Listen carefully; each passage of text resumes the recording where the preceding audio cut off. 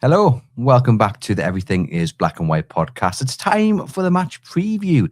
Newcastle United travel to Wear-Tyne this Sunday to face Sunderland in the Premier League for the first time in 9 years. I'm Andrew Musgrove. I'm joined by John Gibson to look ahead to the game. There's excitement, there's nerves, and come Sunday evening, there's more than likely going to be a few tears. But from my point of view, I'm happy to have these games back. Yes, I am one of those Toon fans who have longed for the return of Sunderland into the top flight. I don't subscribe and never will do that. I want them to fall and rot away down the leagues. No, I want to face them in the very best league in the world. And instead of living on past glories, admittedly, there haven't been too many of them of late, I want new memories, and hopefully that starts on Sunday with a win. There's so much to discuss, so let's get into it. But first things first, John, welcome to the studio. You well? You good? I'm pleased to be here. I'm as good as can be after Germany. Looking forward to Sunday magnificently. Like you said, it's been 9 years and there's been something missing in those 9 years. What is it? The derby matches. And yes, I haven't got great memories of derbies recently. We've gone 9 without a win, for goodness sake, with 6 successive defeats and that. I mean, that's bad for Geordies to take.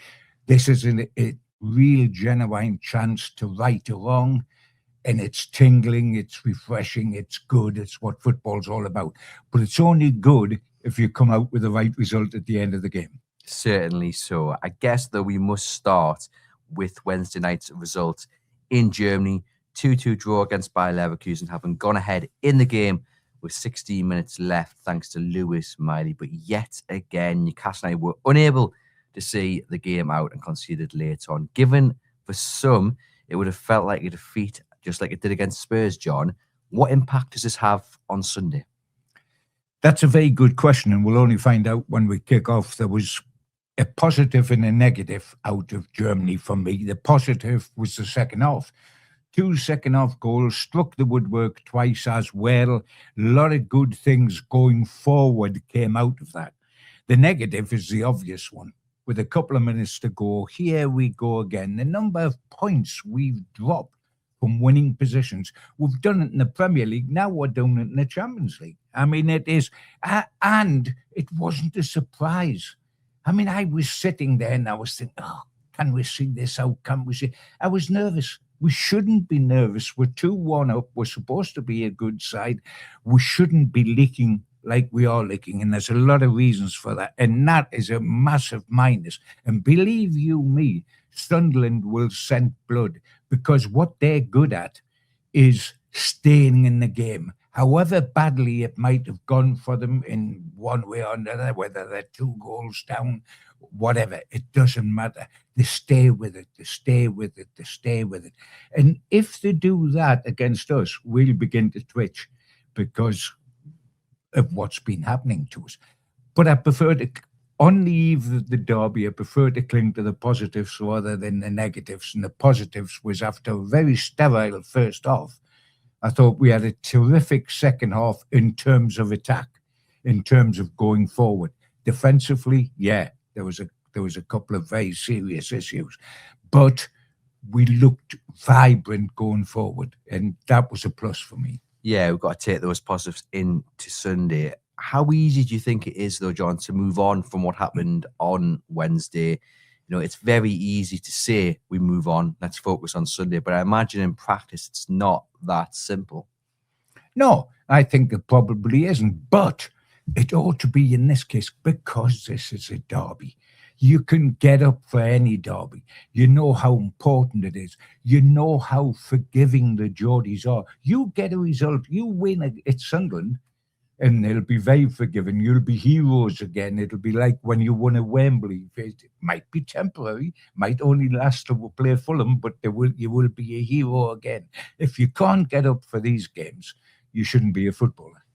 And given that Newcastle do keep conceding late goals, and as you've mentioned there, Sunderland's kind of skill is to stay in the game very late, and even if they're losing, there's always seems to be that kind of feeling that they can get back into the game. And also, they're very good at exploiting set pieces, whereas Newcastle of late can't seem to defend their set pieces. If you are Sunderland, are you licking your lips at facing Newcastle United, given those two elements of Newcastle United's play at the moment? Well, I hope they are, because they might get the shock of their lives. Yes, you would be licking your lips looking on the positives. But you know what? I'm licking my lips, and you know why? Because we can attack like we did in the second half, and because while Sunderland have been the surprise team of the Premier League this season, I would suggest, the other two sides that come up automatically are in a relegation fight. Sunderland were expected to be in a relegation fight. They bought a team and a half of players. They were bold in the transfer market. It's worked for them. They've looked a terrific side, considering where they've come from. And they've got massive enthusiasm. The crowd's their 12th man. But that lead they had over us has been eroded. It's now only a point. And in all the accolades of what a wonderful side they are, they've won only one of the last 6. They're going slightly that way. Hopefully, we are slightly that way. Have they overachieved and have we underachieved? I would like to think the answer is yes and yes. Yeah, I think we have definitely underachieved. We're certainly off the pace a little bit to where we would have expected to have been. But as much as we want to forget the defensive lapses against Bayer Leverkusen, as we've mentioned, the attacking nature of Newcastle, especially after they got the equaliser from the spot and going into the final few minutes, they were brilliant. And if they turn up like that against Sunderland, which hopefully they can do from the off, then they really shouldn't have any issue. But we have to talk about the fact that they do concede late goals. Eddie Howe has a few days until the big day on Sunday. He said in the press conference after Bayer Leverkusen that he doesn't think he can solve those issues in a couple of days. And in truth, John, he hasn't been able to fix it throughout the entirety of the season, because it's not like it's a new thing. It's been happening before too long. So, what does he do over the next couple of days? Well, what is his plan, do you think? Well, first and foremost, to get the prayer mat out. That's his biggest plan. Secondly, it is to entice Lady Luck to sit alongside him. He's right. He says he hasn't got time to work on it because we play 3 times all in a week, always now. And he's proved as good as his word, because he hasn't found an answer to it. I mean, that's the simple solution. And if I was going to be worried, and I don't want to be too negative, because Shy Ben's getting out, you've got to have a go. But if I am concerned that the defence, which we laud individually, we say Livermento's the best young right back in the country, Hall's the best young left back in the country, Chow has been immaculate, and Byrne plays for England. So we give them individually huge pats on the back. But when they're put together and they play in a match, and I do accept that midfielders didn't track in Germany, and that was a bad thing for us. There's mistakes being made by senior players. And what worries me, for example, going slightly off the defence, but this was a defensive issue, what worries me, we've talked about our midfield 3, bang on regularly, and said, are they the best 3 in the Premier League? I tell you what, they're getting very close to being the worst 3 in the Premier League. Sorry, the worst 2 in the Premier League. I think Bruno is terrific. I think Joe Linton, who seems to be a walking injury all the time, he takes knocks, and I know that's the way he plays, but he's looked nothing like the player we know. But you know what worries me much more than that? Tonali. What has happened to Tonali? This wonderful player, which he is, there's no question of his talent. But you know what worries me? I'm not going to compare him to Isak in terms of Isak's attitude towards Newcastle, which became very poor. I'm not suggesting that. But last season, I was turning to Malcolm MacDonald when I was sitting in the press box with him and said, what's wrong with Alexander? What's wrong with him? He doesn't look the player he was. We now know why. And I'm not suggesting that Tonali's aching to go back to Italy or is looking for a move or whatever, but he doesn't look the happy bunny. When he was playing brilliantly, he looked a happy bunny, thrilled to be here, delighted what the club had done for him in the 10 months of his ban, grateful to fans that chanted his name, etc., etc. He doesn't look like that guy anymore. His form's fallen down Everest. down the hillside. I think, I look at Sunday and you say, the problem, I tell you what, the first two names on the midfield team sheet are Bruno and Miley. And it's who the third one is out of the two superstars. It's not automatic shoe-in like it would have been 6 weeks ago for the three superstars to play in midfield. It's Miley and Bruno, and who else? Well, that was going to be the first question when it comes to the team selection I was going to ask you, and it was going to be about Miley, because Newcastle United changed for the better on Wednesday night when Miley was introduced on the hour mark. I mean, we discussed it in the match preview, and I said to you, I don't think that's the game for Joe Linton, because, okay, the possession stats, I think there was about 1% possession difference between Bayer Leverkusen and Newcastle in Leverkusen's favour, but they didn't have the majority of possession, so Newcastle weren't chasing the game, and that's why I didn't want Joe Linton starting on Wednesday. And it needed someone like Miley to come off the bench and just take a little bit of control, be comfortable with the ball at your feet, because we all know Joe Linton's second touch puts it onto the A1 and then he's into a tackle. It just doesn't work. So for you, now bear in mind Joe Linton went off with an injury, and Howe said, we'll have to assess and we'll wait and see. If both are fit, is it Lewis Miley for you? Oh, Lewis Miley and Bruno are a shoe-in. And then I sit down and decide who I want to be my third midfielder. But we know what Joe Linton brings, and although I've made that argument there about... We also know that he brings a bad touch and isn't getting around the pitch like he did. Yeah, 100%. And he's not the player that he once was, but that passion and that strength, some would argue this is a kind of a game made for Joe Linton, although I would argue that actually Sunderland are likely to have less possession than Newcastle on Sunday, so Newcastle are going to want to control the ball, and that's where Miley and his attributes are more beneficial to the team than Joe Linton. I mean, look, it might be taken out of Eddie Howe's hands if indeed Joe Linton is ruled out, but I just think Miley is better suited for that game. And look, he's a Geordie as well, so he can deliver that message. He might not be the big muscly kind of character Joe Linton is, but hey, he knows more than most exactly what this game means to this club and this fan base. Tonali's really interesting because you are spot on. He's been so off the pace recently, and he was at fault for 2 goals on Wednesday night. What is your message to Sandro Tonali? How would you get him up for this game on Sunday? Well, again, when we have times like this, I think it more than solving it on the training ground, you solve it in the office. Now, whether you're watching videos and pointing out Tonali not going with the runner on the equaliser, etc., of course you do all that. But with Tonali, you've also got to sit him in the office, close the door, get 2 cups of tea, and sit and just tell him what a good player he is. Remind him how much he's loved by Eddie, by the other players, by the crowd, how this is the big game of the season in the Premier League, how we need him at his best, how he can be the difference between winning and losing.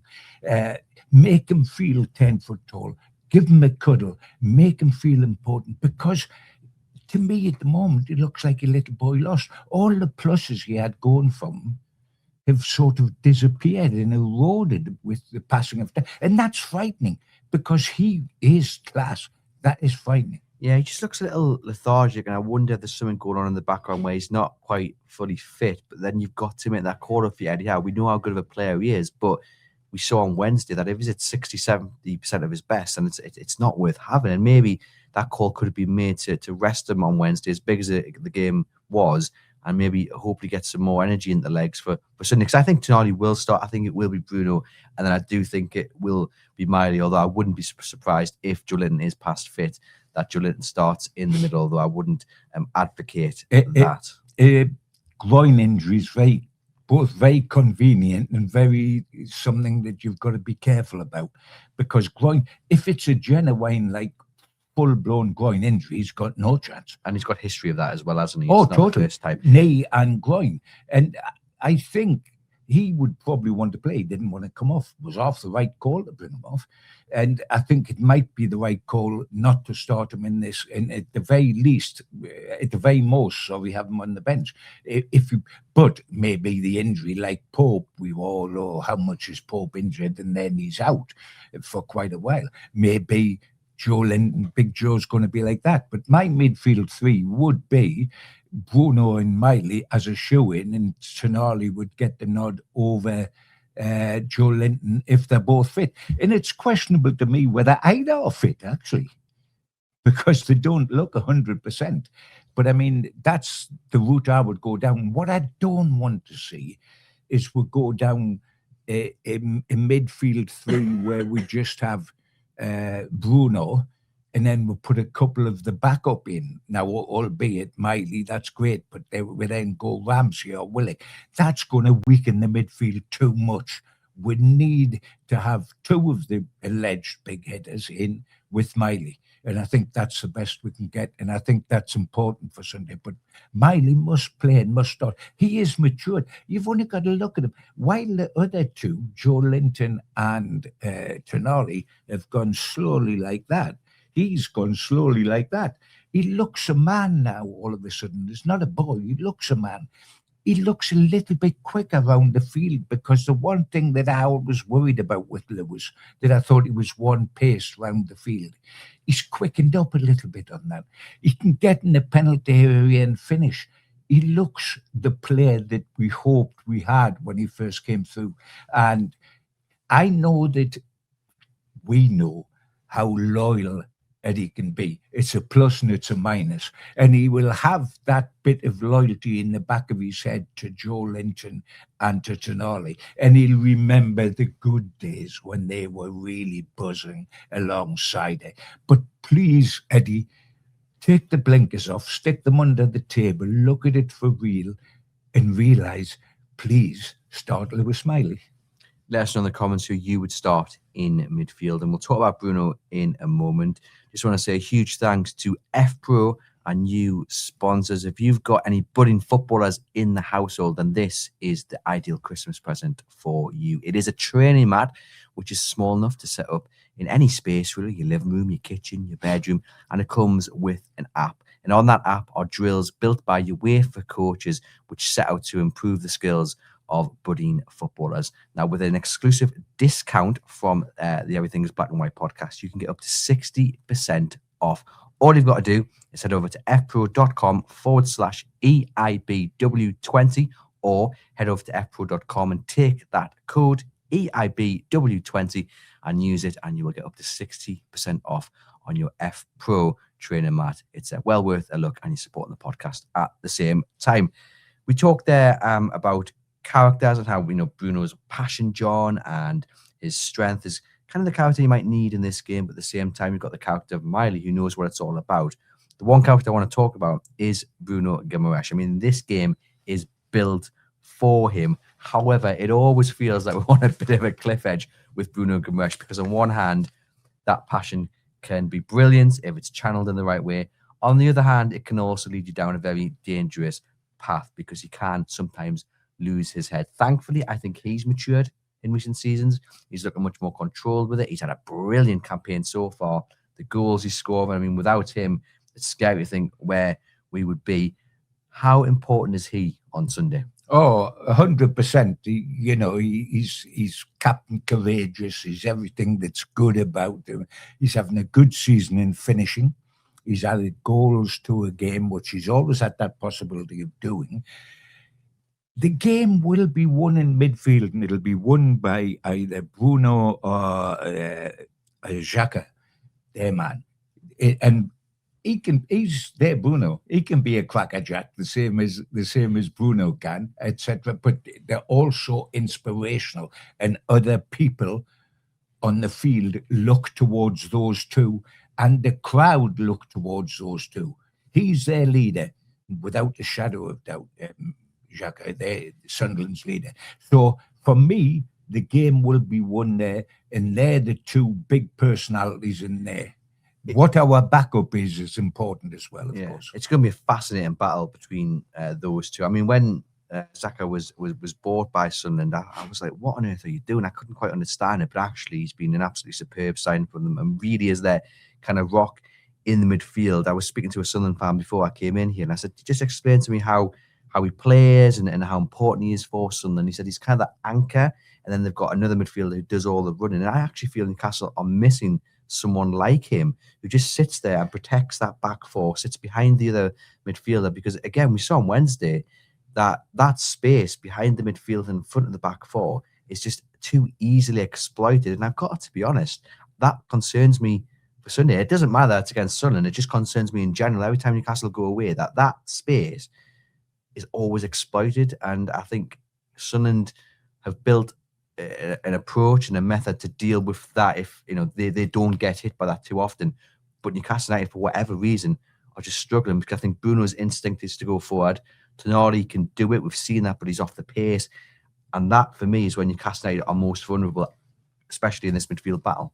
The reason why they're vulnerable is Sandro Tonali. When he sat there, can you remember a little while back when we were chatting and you were agreeing with me? I was keep churning out this phrase about Tonali putting out fires, anticipating where the fire would be and be there and put it out. He was filling that space at that time, and people couldn't get through. And Bruno was released on one side and Joe Linton was released on the other side. He stopped doing that. He hasn't got that about him. That's why I'm so afraid for Tonali. That's why I'm so shocked by Tonali. That's why I'm so concerned about Tonali. He used to do that for us. When it was working, he did that. It's not working now. He's not doing that. Why? Only he knows. Why is there something mental? Is there something bothering him off the field? Is he carrying an injury and he's worried about it and he won't overstretch himself? What is it? I spent last season trying to work out what it was with Isak, and I repeat, I'm not trying to compare Tonali to Isak, because I don't think that we're going to see Tonali on strike next season. I'm not suggesting we're going down that for 1 second. But there's something wrong, and that's why I think Eddie's got to sit in a room with him and talk to him and try to get on their skin, try to get him to open. He looks a deep person. He looks a serious person. He's not frivolous fun. He's not like Voldemort is supposed to be, etc., etc. He's deep, and he keeps things to himself, etc. But we need to unlock the real Tonali again, because I don't recognize the guy I'm watching now. Yeah, I think everyone watching and listening will agree with you. And hopefully, if he does get the nod on Sunday, which I think he will, he steps up to the plate. We'll go over to the wings now, John. And I think it's a bit of a debate, because I think Anthony Gordon most definitely starts. Oh, but then it's who is on the right wing. We saw Barnes and Gordon on Wednesday playing on the wings, Barnes on the right.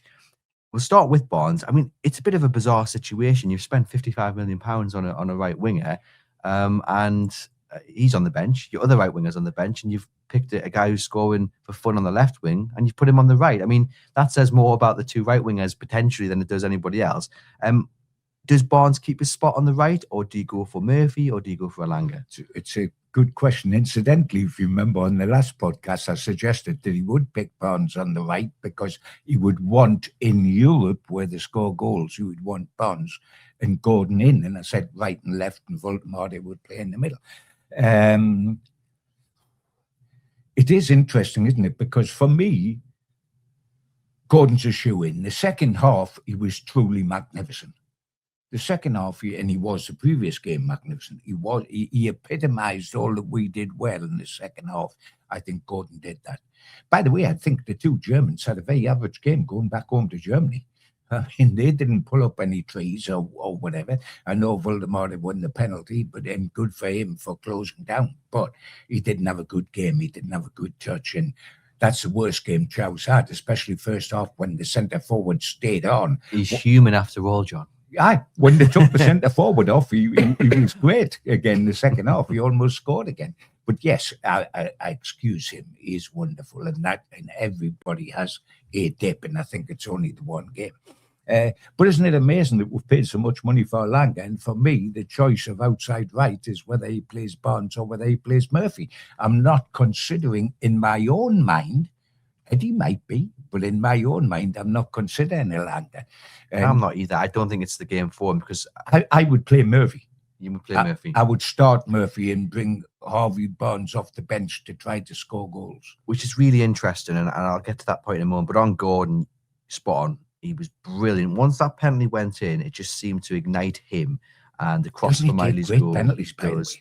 It does. It hits the post, and he seems to be slowly but surely building on performances, and fingers crossed he can do that on Sunday, because we need our big game players to show up. And this is the kind of game in which he does show up. He relishes. So hopefully he builds on 2 decent performances in the week, and we get a third one out of him, and he helps Newcastle United secure victory. Now on Murphy, it's really interesting because I can see anyhow picking Murphy. I think the thought process would be just to get the ball in the box for big Nick Voldemort. However, Sunderland, I think, would actually welcome that, because you've got Dan Bollard and you've got their centre-backs who are ready for that physical battle. You put the ball in the box, they'll probably just look to clear it.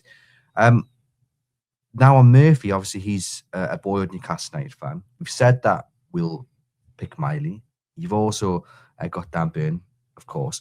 How important is that Geordie foundation in a game like this? You know, sometimes do you need that passion and understanding and desire when it comes to really wanting to win this game? That, you know, you can be Sandro Tonali and you can be Anthony Gordon. Of course, you want to win the game, but you'll not want to win it like Dan Burn does. You'll not want to win it like Jacob Murphy or Lewis Miley does, because it's what they've known. They've grown up around it.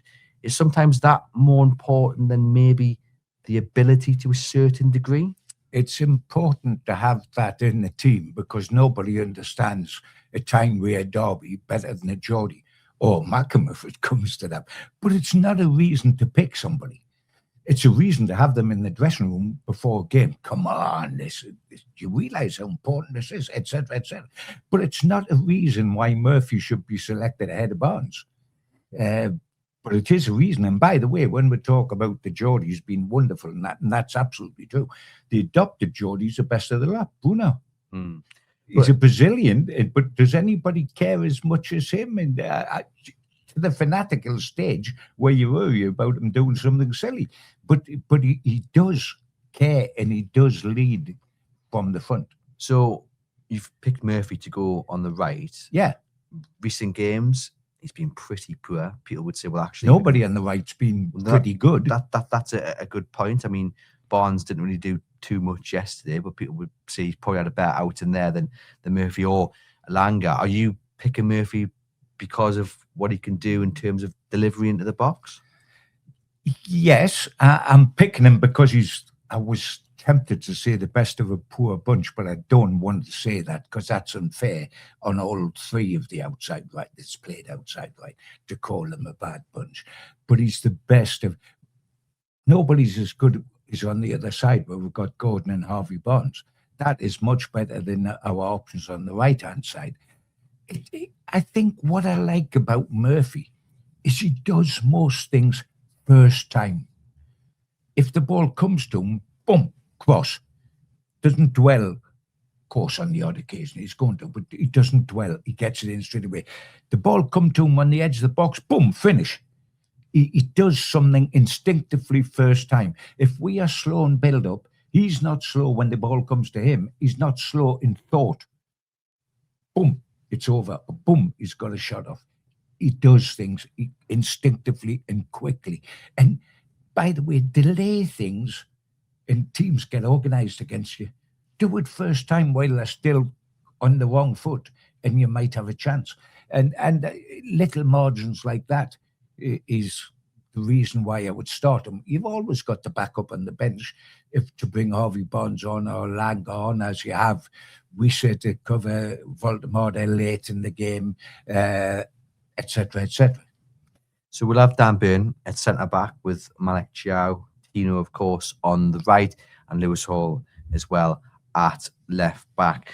We started the show about my desire to see Sunderland back in the top flight so we can have these games. I'll go one further, and I've said this before and the reaction wasn't great, but I'm going to stand by it. I would actually like to see Newcastle United and Sunderland battling for like the Premier League title. I think that's... Would you? I would. Do you remember when Man City in the Aguero moment and they won the Premier League title in the last minute against QPR? Yep. Not only did they win the title, but they leapfrogged Manchester United at the death, ironically, at Sunderland. And I'm like thinking, it's one thing to win the Premier League title, but it's another thing to beat your rivals, your local rivals to it. And I know I'm in a minority when I say that, but I just think having these two teams at the very best would just totally change the region and the two cities. And I know that's not what it's all about to some, but I think that looking at the bigger and wider kind of impact, that's really important. But also to beat your rivals when you're at your best and they're at the best, it just means something a little bit more. I mean, that FA Cup game a couple of years back, you know, if Newcastle turned up and not won, it would have been, what on earth's gone on here? Whereas, on Sunday, if they beat Sunderland, I think Sunderland are favourites, by the way, just slightly, but I do. Then, they're more on the same level to a certain degree. I mean, better squad on paper and all of that, but right now, kind of on the same level, and it will mean slightly more. But I just love, John, the buzz of a derby day, even the weird feeling of defeat to a certain degree. There's just something very unique about every single emotion that comes with it. Yeah. Hopefully on Sunday, it's joy and elation and celebration. Have you missed these games? Oh, enormously.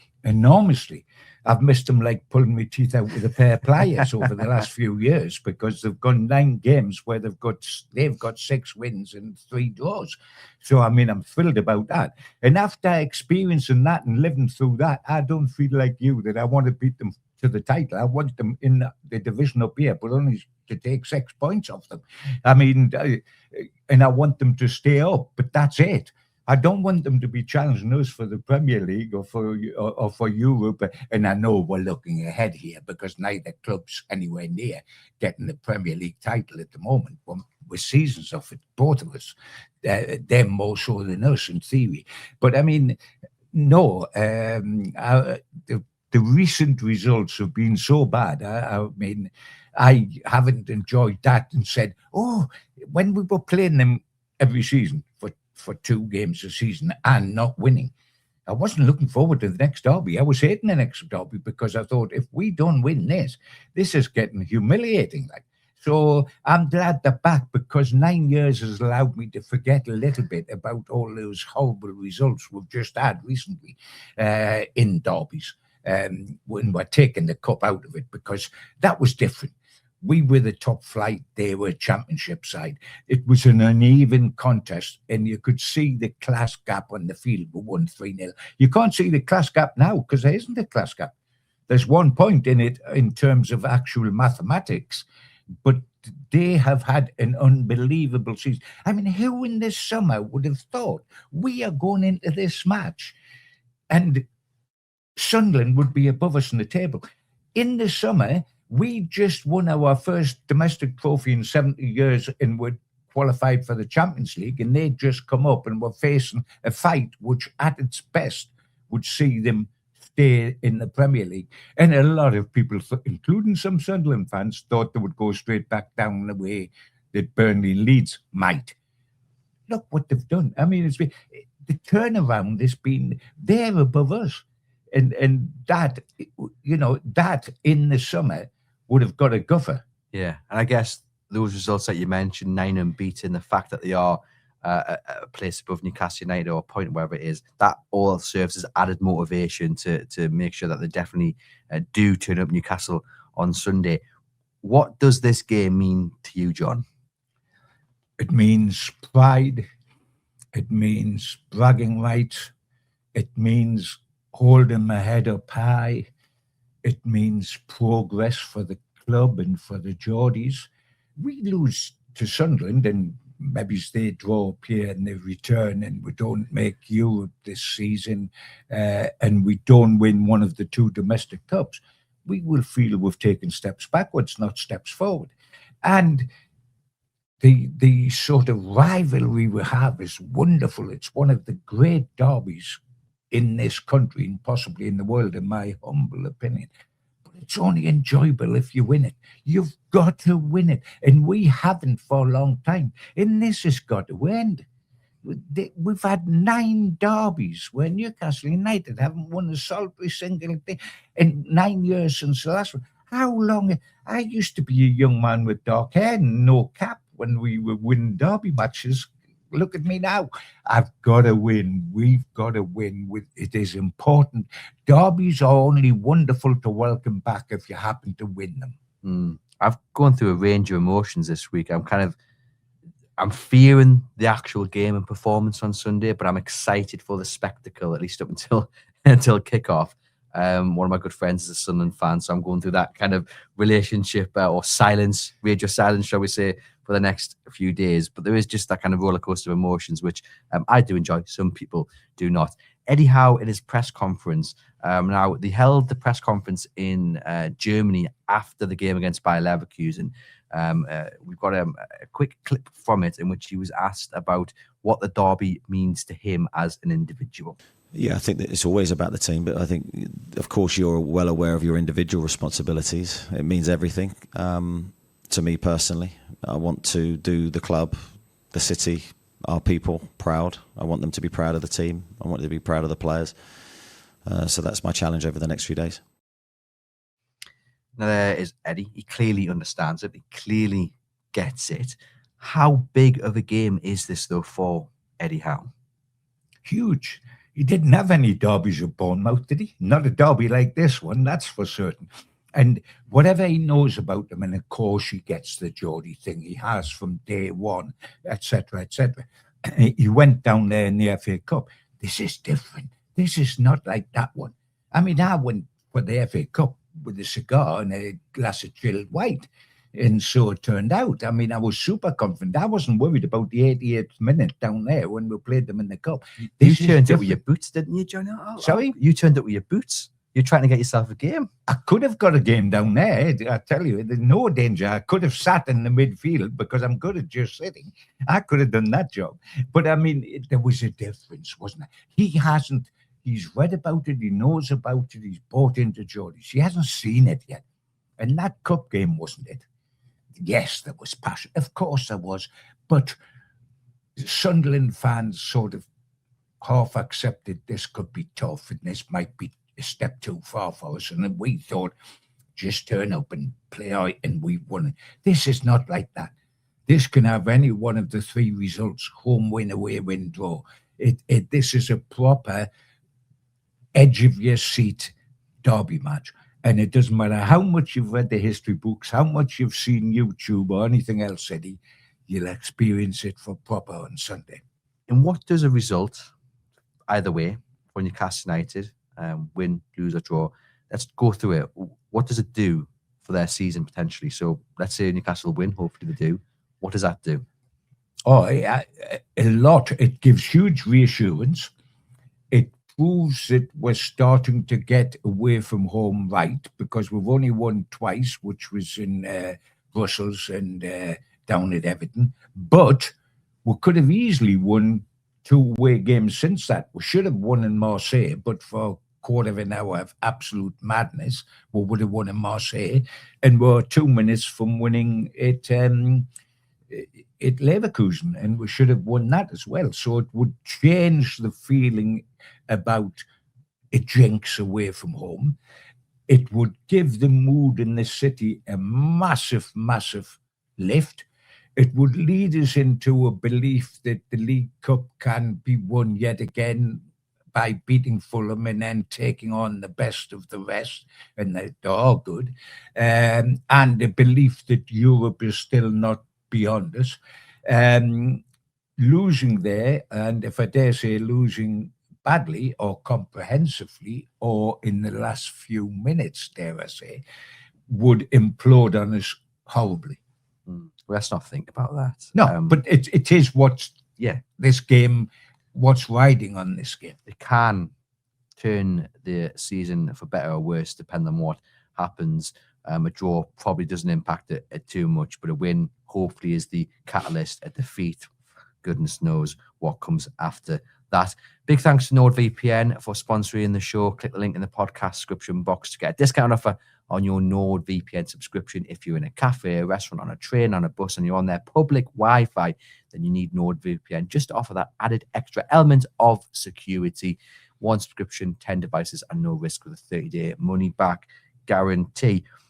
Looking at this, John, the game, it's kind of difficult to put your finger on which Newcastle United side are going to turn up, because shocking away from home.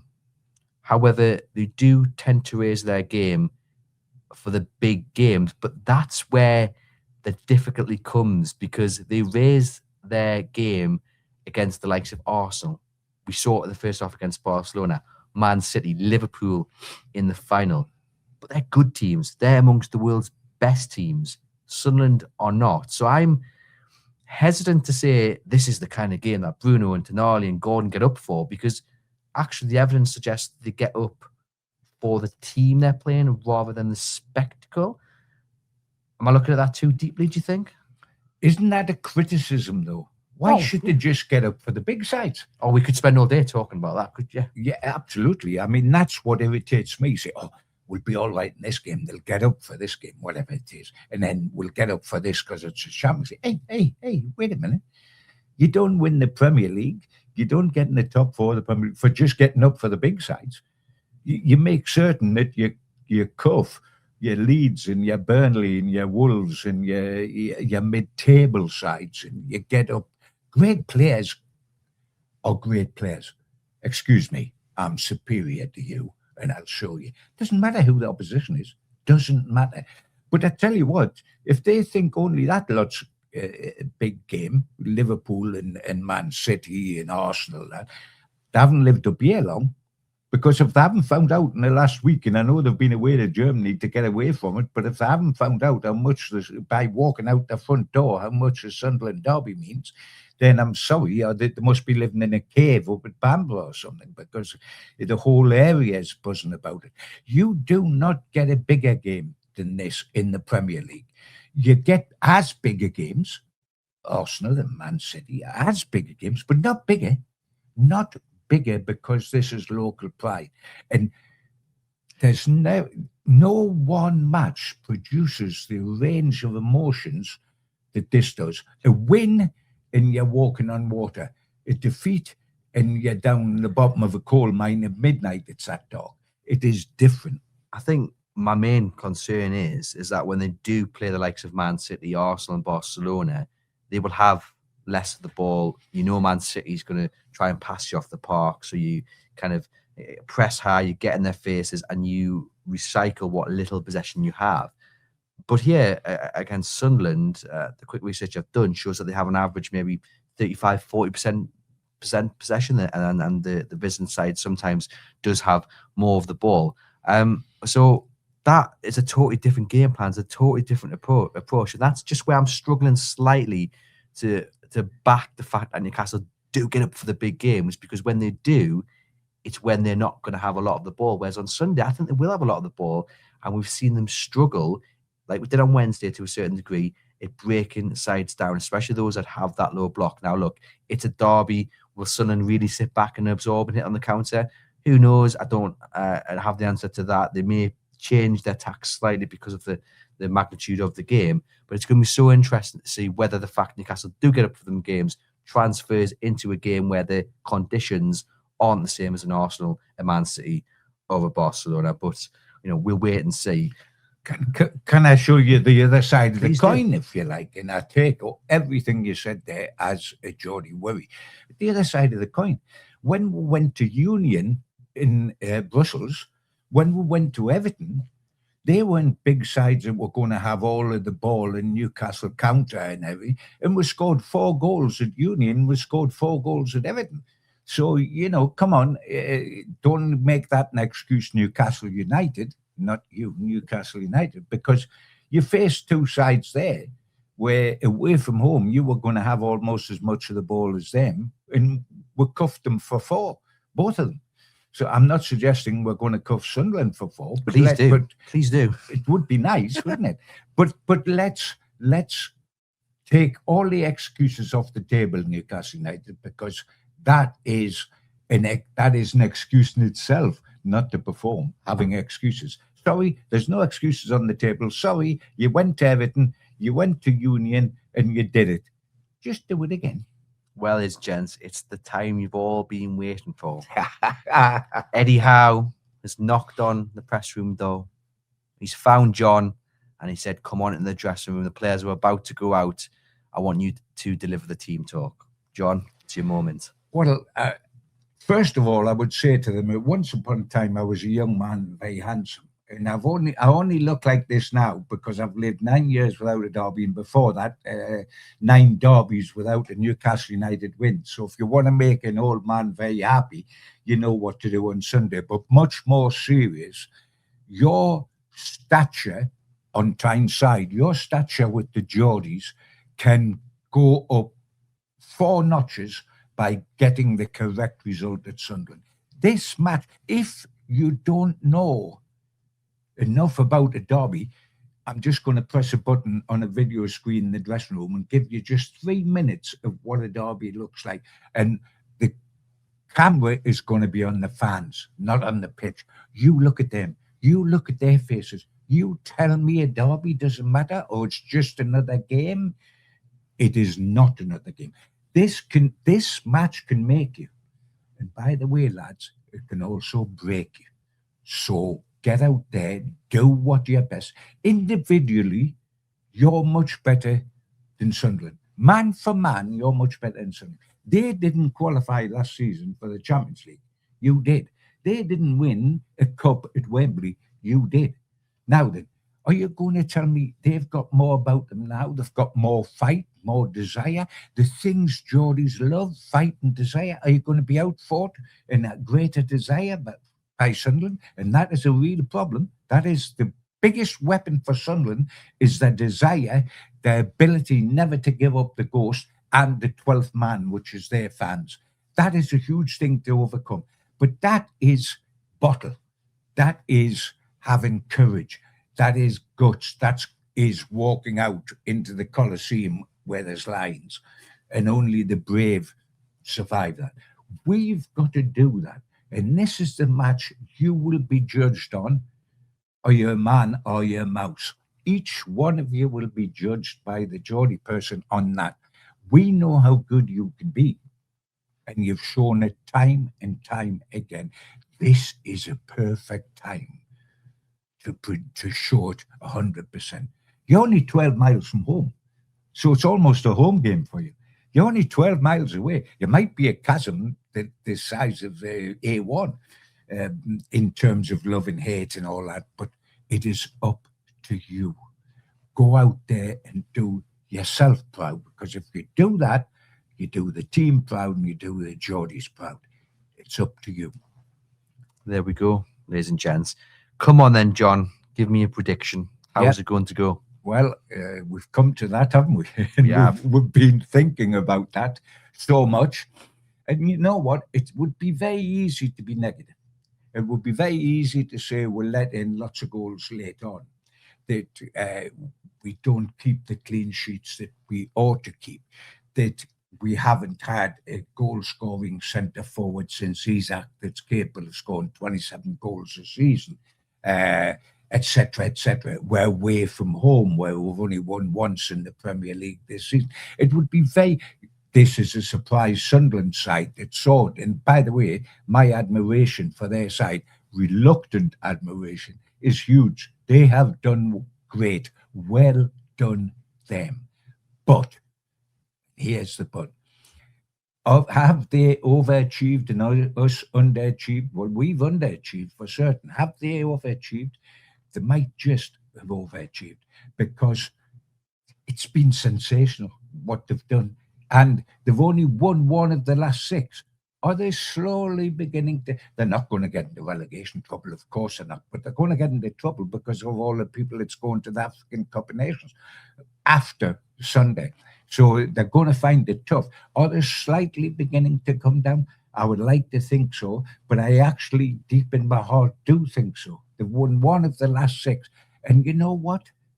Because we often do the unexpected, because our backs are against the wall with letting in late goals, with disillusioning the crowd, and that's gone down brilliantly on Wear-Tyne, and they'll feel as buoyant as it's possible to feel, and they wouldn't expect to feel. And history tells them they get results in derbies.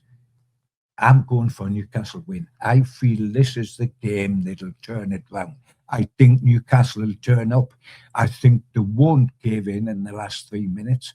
I think they'll bristle because they've been doubted, because their pride is on the line, and they will produce a performance. And I'm going for a Newcastle win.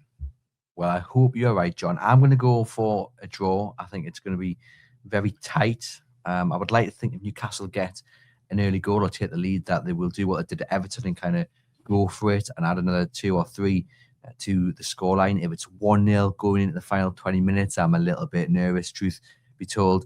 I just think a 1-1 draw is for me the comfortable and predictable bet, maybe. I would love to see them get a win. I can't see them getting beat. I think Newcastle have too much about them. It's all about those players, Bruno, Tonali, turning up.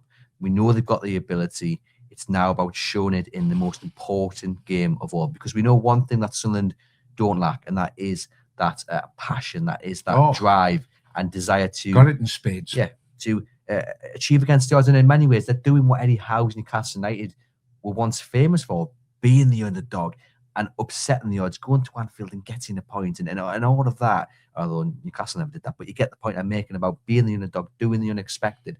And they're doing what we did so well and don't do anymore. And that's, I think, Eddie Howe and Newcastle's biggest issue is how do we become more than the underdog? How do we move from being the underdog into being someone that controls a game? And they're struggling so far with it. But this is a game where none of that really matters. It's about who wants it more. And if Newcastle United can turn up, show the desire, show the want, they've got the better players, and that makes the difference. So I'm going to go for a draw. I'm hoping it's a win, John. And we'll see what happens. Do get into the comments and let us know your thoughts. What team is Eddie Howe going to pick? What does a derby mean to you guys? There's going to be plenty more content coming your way over the next few days, building up to that game on Sunday. It's been a pleasure to have John in the studio. Hopefully you guys have enjoyed the show, and we'll see you guys very soon.